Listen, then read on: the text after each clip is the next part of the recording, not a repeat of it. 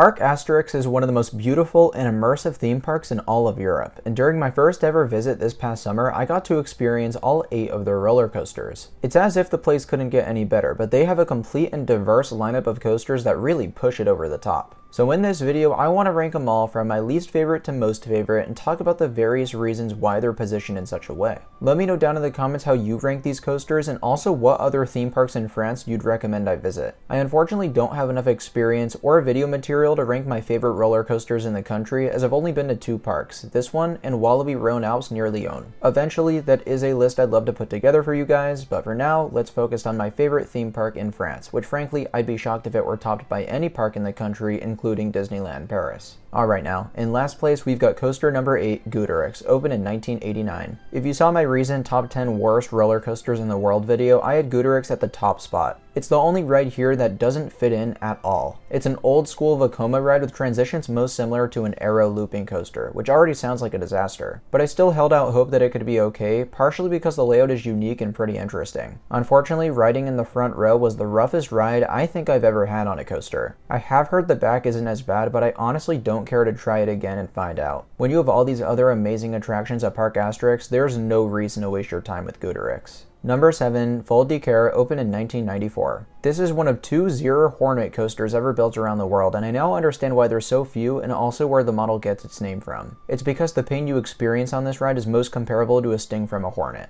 Okay, that might be a stretch, but this is another pretty terrible coaster. Most of the layout is actually okay with some janky profiling, but it's not too rough. The problem lies almost entirely within the ride's mid-course brake runs. First of all, I have no idea why they needed to put so many in to begin with, but second of all, the brakes on Vol de Care are the worst on any roller coaster I've ridden, and that includes those coasters at carnivals that feel like they're about to fall apart. I know this isn't a very strong start to Parc Astérix lineup, but it does get better, I promise. Number 6, SOS Numéropes, opened in 1990. It's sad that I had to put 2 much larger roller coasters over a kid's ride, but that's just the way it is. This is a Tivoli coaster also manufactured by Zero, but unlike the last ride we talked about, this one is moderately smooth with brakes that don't try to give you a concussion. The layout isn't anything too exciting, as you can find identical coasters at parks all over the continent. But looking at it on an individual basis, it's pretty decent for the little ones and has a pleasant setting flying through the trees. Spots 5 to 1 are where the list really begin. Unless you count roller coaster credits, I'd say skip these 3 attractions and focus on these 5 awesome experiences. Number 5, Tras de Hora, opened in 2001. Mock bobsled coasters are a rarity these days, with only a few left in operation, so when you come across one, you've got to appreciate it for what it is. I think it's really cool riding on what is essentially a trackless roller coaster. Swaying side to side in a trough is tons of fun, and oftentimes you build up quite a bit of speed on these things. This one at Parc Astérix isn't my favorite bobsled coaster I've ridden, but it's certainly up there, and the reason being is it's got some really nice pacing to it. It features less of those uncomfortable mid-course brake runs that other bobsleds have too much of, and that allows it to maintain a solid speed for the vast duration of the ride. I wouldn't go out of your way to experience this like the following 4 coasters on this list, but if time allows, it's absolutely worth a ride or 2.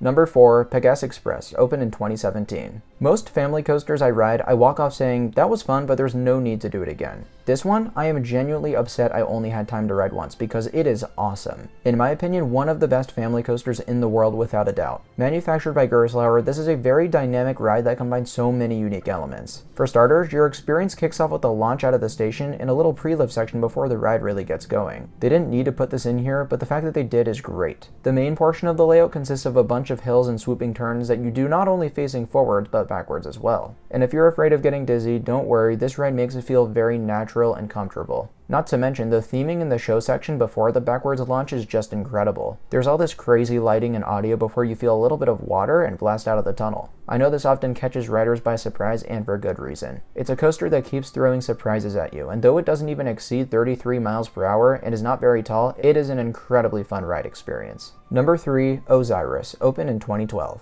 The first of 3 large-scale coasters this park built for its thrill-seeking crowd, Osiris is a spectacular inverted coaster from B&M. This means you're beneath the track, which is already different from every other ride in the park, and you're also flipping upside down on 5 separate occasions. These inversions are all super intense and may cause you to gray out a little bit. Overall, the layout is absolutely awesome, but the other thing that's so impressive about Osiris is its presentation and theming. It is hands down one of the most visually impressive roller coasters in the world, and if I were your average guest, I'd want to run in line immediately after seeing this thing for the first time. Heck, I wanted to do that as a coaster enthusiast. I'm over here getting shots of this thing and I'm like, I need to get in line right now. Osiris is certainly one of the better inverted coasters out there, and I'd highly recommend it. Number 2, Tenere to Zeus, opened in 1997. And when I say 1997, I mean that was when the original iteration of this ride opened to the public. From then until 2021, this coaster was called Tenere de Zeus, and the 2 part comes from the phased refurbishment done by the Gravity Group, which was finished in 2022. This included a full retrack, so the ride was running good as new, a few new elements to replace dated ones, and brand new Timberliner trains with a backwards facing row.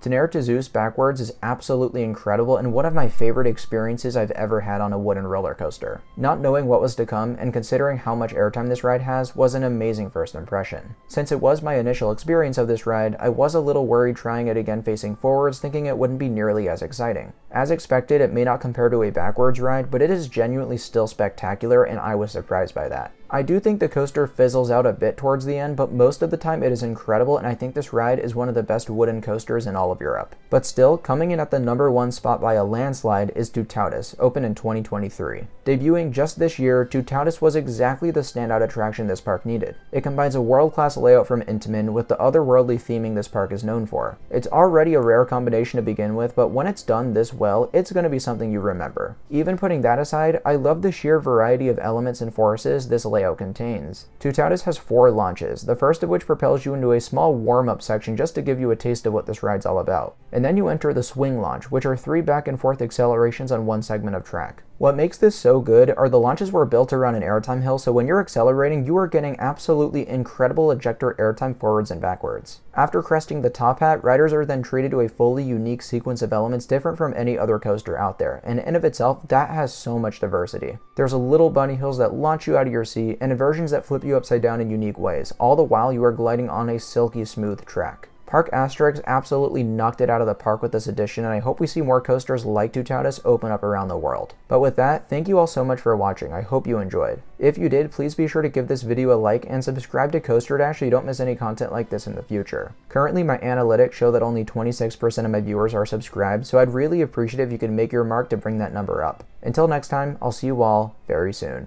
Bye guys.